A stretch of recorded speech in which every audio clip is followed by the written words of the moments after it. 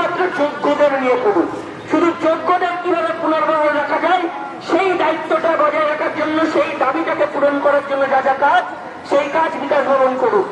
আজকে যারা আধিকারিকরা বা কর্মচারীরা বিকাশ ভবনে প্রবেশ করেছেন, আপনাদেরকে প্রচুর সময় দেওয়া হচ্ছে। আজকে থেকে 24 ঘন্টা তো অবশ্যই, তাছাড়াও পরপর অনেক অপুরন্ত সময় আপনারা কাজ চালিয়ে যান, আমাদের জন্য কাজটা করুন। আপনাদের বাড়ি যাওয়ার কোনো সমস্যা নেই, কোনো গাড়ি ঘোড়া ধরার সমস্যা নেই, কারণ বাড়ি আমরা যেতে দেবো না। কারণ আপনাদের বাড়ি আমরা যেতে দেবো না। আমরা ঘেরাও করে থাকছি, আমরা বাইরে থাকছি, আপনারা ভেতরে কাজ করুন, দিনের পর দিন কাজ করুন। যদি এখনো মনে হয় আপনারা পালিয়ে যাবেন, যেতে পারেন, গেট খোলা আছে। কিন্তু আমরা ঘেরাও করার পর আপনি আগামী 24 ঘন্টার বেরোনোর কথা ভাববেন না।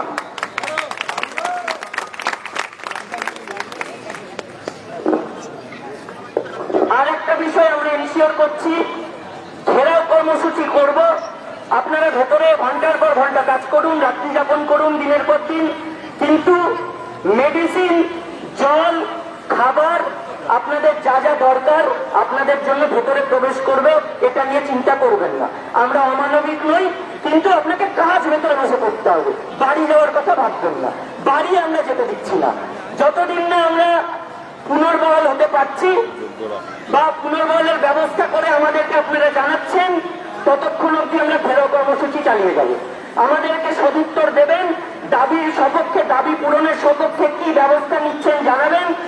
এবার শুধু জানালেই তো হয় না, আগেও জানিয়েছেন, বসবো, কথা বলবো, এই করবো, কিচ্ছু হয়নি। তাই ভরসার জায়গায় একেবারে জিরো, ভরসা জিরো, বিশ্বাস জিরো, সবকিছুটাই জিরো নিজেরাই প্রমাণ করেছেন। তাই আমরা আমাদের পদক্ষেপ ধীরে ধীরে কি গ্রহণ করবো সেটা সময়ের সাথে সাথেই ঘোষণা করব। সকল পিটিশনারদের উদ্দেশ্যে বলছি, আমাদের কিন্তু ধারাবাহিক কর্মসূচি চলছে। এটা আপনারা শুধুমাত্র আজকের একটা ঘেরাও আন্দোলন সেভাবে ভাববেন না যে আমরা আজকে সকলে আসলাম আর বিকেলে বেরিয়ে চলে গেলাম। তাই আপনারা সকলে শান্তিপূর্ণ অবস্থান করবেন। আপনাদের সকলের মনের মধ্যে ক্ষোভ আছে, আপনাদের সকলের মনের মধ্যে এই মুহূর্তে দ্রোহ চলছে, আগুন জ্বলে উঠেছে, আমরা তাদের সম্মান করি, কিন্তু সেই আগুনকে আপনারা সংযত রাখুন। সে আগুন নিয়ে আমাদের দীর্ঘদিন লড়াই চালিয়ে যেতে হবে। তাই আপনারা ব্যক্তিগতভাবে কোনো সিদ্ধান্ত নেবেন না। আপনারা ব্যক্তিগতভাবে সরকারি কোনো সম্পত্তি বা প্রশাসনিক কোনো ব্যক্তির গায়ে অশ্লীল কোনো বাক্য বা কোনো কিছু করবেন না। তার দায়ভার যোগ্য মঞ্চ বহন করবে না। এ লড়াই দীর্ঘদিনের লড়াই, আপনারা মাথায় রাখুন। আজকে আমরা শান্তিপূর্ণ অবস্থান করব।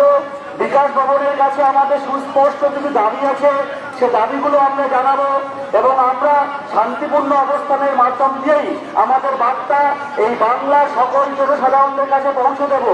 আপনারা মাথায় রাখবেন, এই আন্দোলন যোগ্য শিক্ষকদের আন্দোলন।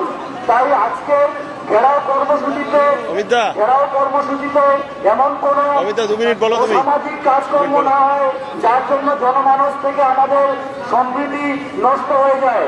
আপনারা সকলে মাথায় রাখবেন।